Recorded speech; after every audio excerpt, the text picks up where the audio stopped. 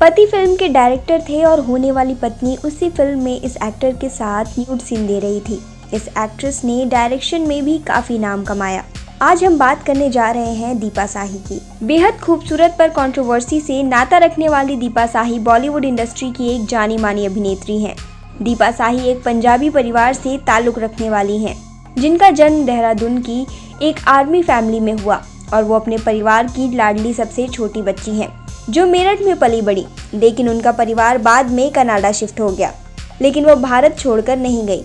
बात करें दीपा साही की शिक्षा की तो वो तो काफ़ी होनहार स्टूडेंट में एक थी।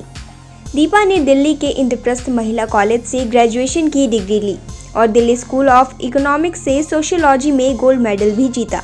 आपको जानकर हैरानी होगी कि दीपा एक्ट्रेस के बजाय डायरेक्टर बनना चाहती थी और इसलिए नेशनल स्कूल ऑफ ड्रामा में दाखिला लिया। दीपा देखने में काफ़ी सुंदर थी, इसलिए उन्हें एनएसडी दिनों से ही ऑफर्स आने लगे थे और इन्हीं ऑफर्स के चलते दीपा ने डायरेक्टर के बजाय बतौर एक्ट्रेस फिल्म पार्टी से सन 1984 में कदम रखा, जिसमें इनकी परफॉर्मेंस को खूब सराहा गया। बात करें निजी जिंदगी की तो फिल्मी दुनिया में कदम रखने से पहले ही दीपा साहा शादीशुदा थी।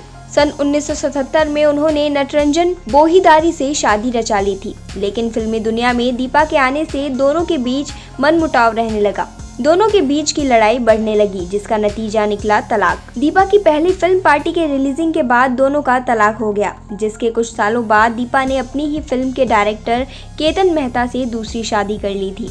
अपनी पहली फिल्म से बॉलीवुड में पहचान हासिल करने वाली दीपा ने खुद से उम्र में 3 साल छोटे एक्टर के साथ ऐसा बोल्ड सीन किया जिसमें उनकी इमेज को ऊंचाई के बजाय सीधे नीचे ला गिरा। 90 की दशक में रिलीज हुई फिल्म उस समय अपने बोल्ड सीन को लेकर काफी चर्चाओं में थी। सन 1992 में रिलीज हुई माया मेमसाब में शाहरुख खान के साथ दीपा ने न्यूड सीन दिया था। इतना ही नहीं, न्यूड सीन में दीपा की इस फिल्म के डायरेक्टर उनके होने वाले पति केतन मेहता थे। अब इन दो इंसिडेंट्स के चलते फिल्म माया मेमसाब बेहद कंट्रोवर्शियल फिल्म बन गई थी। इतना ही नहीं, कहा तो ये भी जाता है कि इस सीन को शूट करने के बाद दीपा और शाहरुख इतने ज्यादा एक दूसरे में खो चुके थे कि दोनों ने एक साथ रात भी गुजारी थी, जिस मामले ने काफी तुल भी पकड़ा था।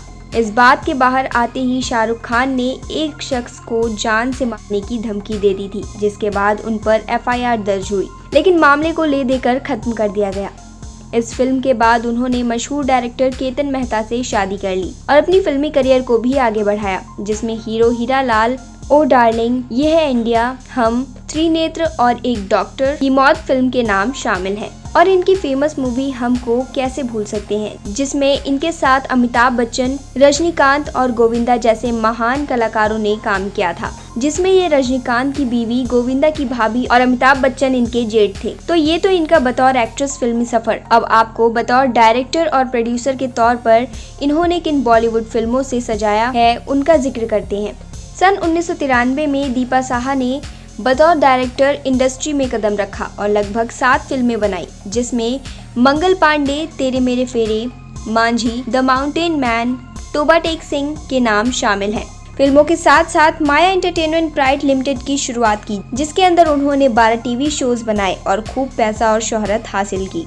डायरेक्टर बनने के सपने लिए दीपा ने एनएसडी में एडमिशन लिया, लेकिन देखिए कैसे दीपा एक्ट्रेस बनकर फिर अपने सपनों तक पहुंची।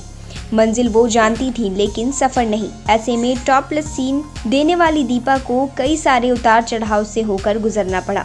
आज दीपा 58 साल की है और फिलहाल बड़े पर्दे से दूरी बनाए हुए भी।